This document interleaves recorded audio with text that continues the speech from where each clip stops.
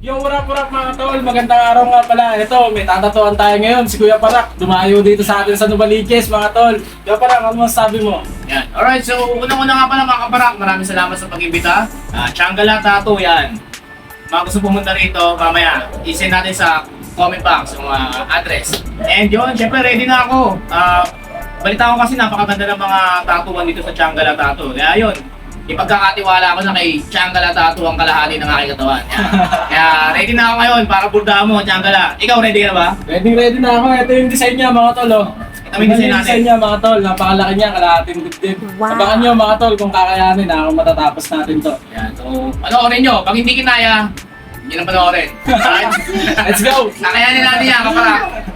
At yo, what up mga tol, simulan na nga natin to kagad, wag na natin patagalin. Nilabas na natin ang ating sandatang makina. At yun, maglalabas na nga rin tayo ng gloves. Susuotin natin to habang nagsisetup para hindi marumi ang ating pagsisetup dito sa ating working table. Isang magandang laban na tattoo session na naman to mga tol, kalahating dibdib ang gagawin natin. At nilabas ko na nga rin pala mga tol yung pambalot ng sandata natin na gagamitin pang tattoo. At kung mapapansin nyo nga mga tol, bakit gumagamit ako ng clear na clean wrap na maliit dito sa ating battery para makikita natin yung voltage ng battery natin kung nagbabago ba o kailangan natin bawasan. At ginagamit naman natin sa handle ng makina mga tol ay Gorilla Grip Tape para mas maging makapit siya sa gloves at maging stable ang pagtusok natin ng karayom sa balat ng ating client. At syempre dahil black and gray ang gagamitin natin mga tol, kumukuha na tayo dyan. Ano pa ba ang gagamitin natin tinta? Syempre Arctic Inks, at yan sinasali na nga natin ng dahan-dahan mga tol. At yan mga tol, kinukuha na nga natin ang gagamitin nating needle. Kin Tattoo Napoleon Cartridge Needle ang gagamitin natin dyan mga tol. Ang gagamitin natin sukat dyan ay 9RL at 13RM mga tol. At yan sinimula na nga natin kaagad. Kung mapapansin nyo nga mga tol, no, kalahati na agad yung nagagawa natin dyan. Napaka-solid kasi mga tol, no, kasi habang tinutusukan ko si Kuya Parak ng karayom, ang kulit niya kwentuhan tol, ang saya niyang tatuan kasi hindi ka maboboring sa kanya. Ang dami niyang mga kwento, ang dami niyang mga aral na binabahagi sa akin. Ayan mga tol, kung makikita nyo. At yun nga mga tol, yung mga oras na yan, naubusan na kami ng kwento dyan. Talagang nakapokus na kami dyan kasi nandun na kami sa parte ng cover up namin yung tattoo niya dati. Shoutout nga pala sa unang gumawa ng tattoo ni Kuya Parak. Big respect po sa inyo, humingi pa ako na isang malaking pagtanaw na respeto sa inyo. Nakapag-decision po kasi si Kuya Parak na magpalagay ng half chest tattoo. Sabi ko sa kanya, mako-cover up yung dati niyang tattoo. Sabi niya okay lang at ililipat niya na lang daw to sa ibang parte ng katawan niya para mabuo na yung kalahating dibdib niya at susunod naman namin yung kalahating dibdib niya sa kabila. At ayun mga tol, no, tignan niyo si Kuya Parak, chill na chill lang, tamang flex lang diyan, no, 'di ba? Parang hindi nasasaktan. Kala mo tumambay lang dito sa Novaliches, umupo tapos pagtapos nagka-tattoo na siya.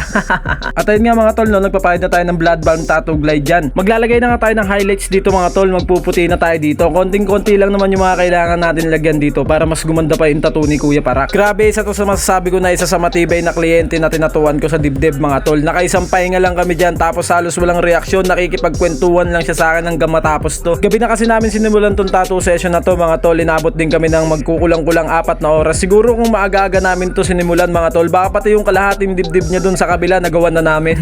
Napakatibay na itong tao na to mga tol. Grabe to si Kuya Parak. Mas masakit pa nga ata yung pagyuko niya na yun mga tol. Nakakangawit sa leg yan. Grabe, nakakaduling pa yan. Pero tignan nyo mga tol, pinapanood niya talaga kung paano natin tusukin, kung paano natin lagyan ng puti. Tignan mo naman siya, chill na chill lang. Oo, automatiko alam natin nakakaramdam din siya ng sakit dyan. Pero mga tol, tignan nyo yung sakit dyan, no.